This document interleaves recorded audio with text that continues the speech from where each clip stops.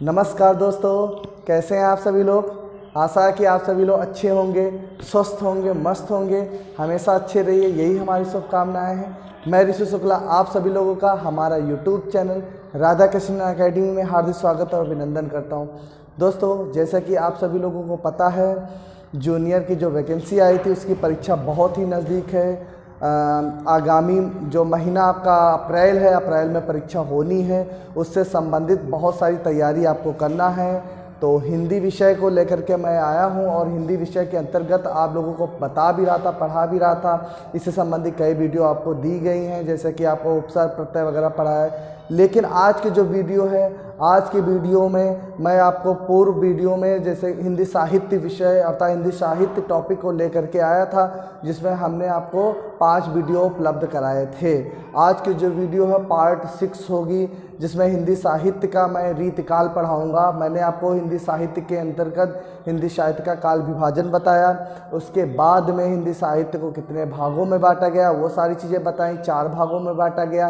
आदिकाल आपका आ जाता है, जिसको आरंभिक काल कहते हैं, ठीक है। दूसरा भक्ति काल भी हमने बता दिया। तीसरा है काल जो है रीतिकाल। तो आज हम आप लोगों को रीतिकाल पे चर्चा कराएंगे। उससे संबंधित जो महत्वपूर्ण प्रश्न आते हैं उन पे भी चर्चा करेंगे। तो आज रीतिकाल पढ़ाएंगे, फिर उसके बाद जो अगली वीडियो होगी उसमें आपको आधुनिक काल पे चर्चा की जाएगी। तो आज चलते हैं, आज आप लोगों को रीतिकाल पे बताते हैं। तो हिंदी साहित्य के अंतर्गत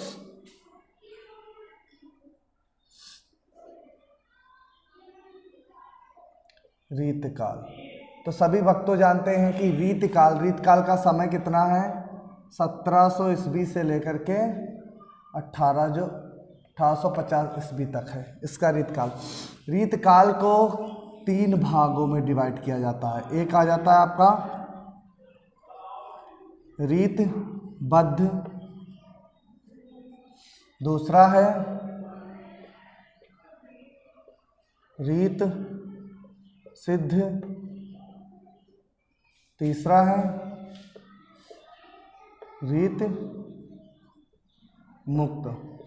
इस प्रकार के रीतिकाल को 3 भागों में बांटा जाता है, रीतिबद्ध, रीति सिद्ध और रीति मुक्त। तो अगर रीतिकाल के संस्थापक पूछा जाए तो रीतिकाल के जो संस्थापक माने जाते हैं तो बिहारी लाल को ही माना जाता है, ठीक है।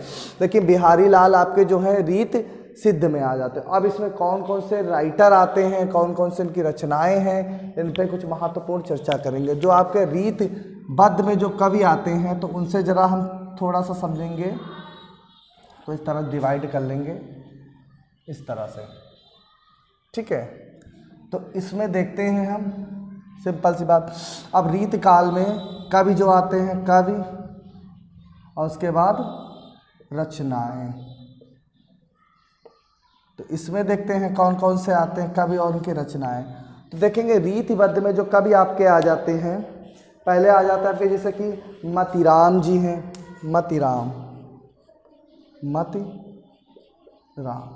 ये मतीराम क्या है आपके रीतिबद्ध कवि आ जाते हैं, रीतिबद्ध हैं। इनकी रचनाएं मतीराम जी की हैं। रसराज है, इनकी रचना पूछी जाती बहुत बार, रसराज, ठीक है।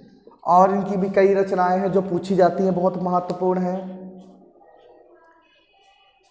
ललित लाल, एक रचना इनकी पूछी जाती है, ललित लाल।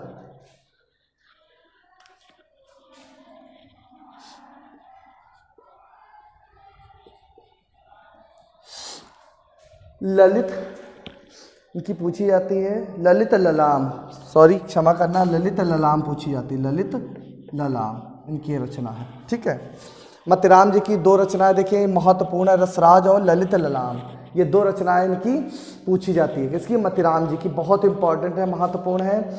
इसके अलावा एक इनकी रचना आती है, केवल सतसई आती है रचना। मतीराम जी की क्या है, सतसई।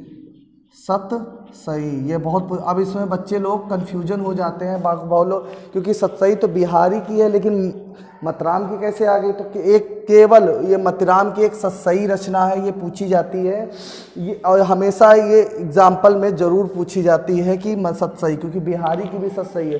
तो हमेशा याद रखना जो बिहारी की जो रचना सही आती है उसके आगे बिहारी सही लगा होता है। अगर केवल सही लिखा हो तो समझ जाना मतिराम की रचना है। किसकी है?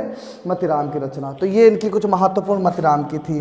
दूसरे कवि आपके जो आ जाते हैं रीतबद्ध में कवि जो हैं बहुत ज़्यादा पूछे जाते हैं। भूषण जी का पूछा जाता है नाम, भूषण, भूषण पूछे जाते हैं। तो भूषण की जो रचना है कौन कौन सी है? शिवा बावनी है इनकी रचना, बहुत पूछी जाती है। शिवा बावनी, शिवा बावनी भूषण की ये रचना है, शिवा बावनी है, बहुत बार पूछी जाती है। एक रचना भूषण की और आ जाती है, छत्रसाल दशक पूछी जाती है। छत्र साल दशक, ये रचना बहुत पूछी जाती है इनकी। इसके बाद आपके आ जाते हैं देव हैं, तीसरे राइटर आपके हैं देव हैं, देव की रचना पूछी जाती है। तो देव की कौन सी क्या रचनाएं आ जाती हैं? भाव विलास है, भवानी विलास है, देव की रचना है। भाव विलास, भाव विलास, भवानी विलास, ये बहुत पूछी जाती है। देव की रचना है भाव विलास और भवानी। तो हमेशा याद करना है किसकी रचना है? देव की रचनाएं हैं। चौथे कवि आपके पूछे जाते हैं पद्माकर, बहुत बार पूछे जाते हैं। पद्माकर का नाम आता है, पद्माकर, ये पद्माकर महोदय हैं, ये रीतबद्ध कवि हैं, इनकी रचनाएं पूछी जाती हैं पद्माकर जी की। तो कौन कौन सी रचनाएं पूछी जाती हैं पद्माकर की?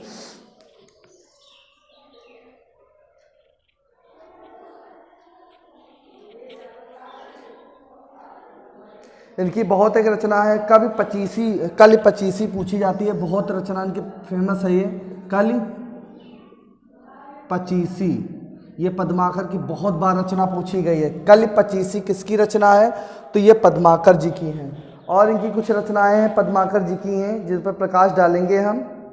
हाँ, पद्माभरण एक रचना इनकी बहुत पूछी जाती है, पद्माभरण, पद्माभरण, ये रचना बहुत पूछी जाती है, ये पद्माकर जी की है। पद्माभरण, ये कुछ रचनाएं जो है पद्माकर, ये कल पचीसी और पद्माभरण, ये रचनाएं जो मैंने बताई है ये पद्माकर की है, ये बहुत बार पूछी जाती है। यहाँ तक कल पचीसी तो कई बार एग्जाम में पूछा भी गया है। ठीक है, तो ये कुछ महत्वपूर्ण आपके रीतबद्ध कवि हैं और उनकी रचनाएं।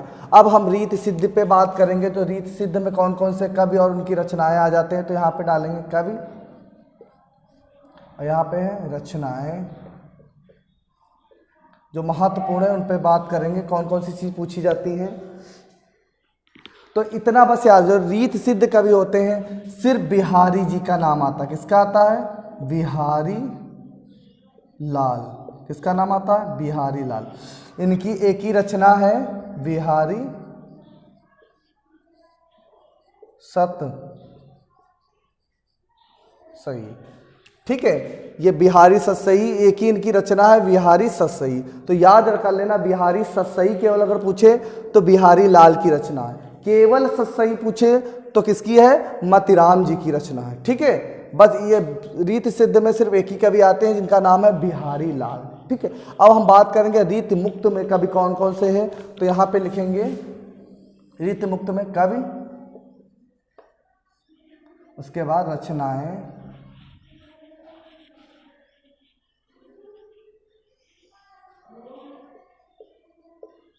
रचनाएं। ठीक है, तो रीत मुक्त में कौन कौन से कवि आपके आ जाते हैं? आलम का नाम आता है, आलम, आलम। और आलम की कौन कौन सी रचनाएं हैं? आलम केली, बहुत रचना पूछी जाती है। आलम केली, ये किसकी रचना है? आलम जी की रचना, आलम केर। दूसरे जो राइटर आते हैं रीत मुक्त में, घनानन, बहुत बार पूछे जाते हैं, घनानन महोदय का नाम आ जाता है, घनानन, घनानन जी का आ जाता है। घनानन की कौन सी की रचना है बात करेंगे हम, सुजान हित प्रबंध, बहुत पूछी जाती है, सुजान हित प्रबंध, ये किसकी रचना है, घनानन की रचना है, बहुत बार पूछी जाती है सुजान हित। ठीक है, तीसरे राइटर आपके आ जाते हैं बोधा, बोधा, बोधा का नाम बहुत आता पूछा जाता है, ये भी आपके रीत मुक्त कवि आ जाते हैं। बोधा की रचना है विरह वारिश, विरह वारिश। ठीक है, इसके बाद इश्क नामा पूछी जाती है, इश्क नामा, ये भी किसकी है, बोधा की है।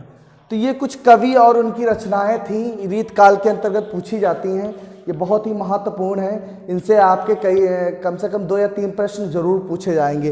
रीत काल से अगर आप पूछा जाता है तो जितने हमने राइटर लिखाए हैं, इनकी रचनाएं लिखाई गई, तो इससे आपके प्रश्न अवश्य आएंगे अगर रीत काल से प्रश्न आते हैं।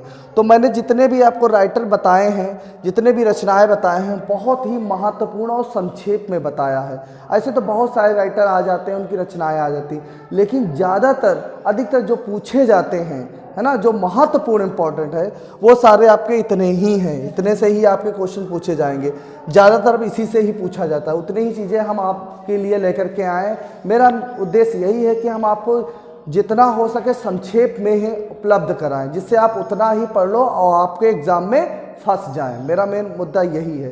तो दोस्तों, हमें आशा है कि इसे आप अच्छे से समझेंगे, पढ़ेंगे और इतना इसको तैयार कर लीजिए, रीतकाल से आपका इससे बाहर से प्रश्न नहीं आएगा, इसी से प्रश्न ही फंसेगा।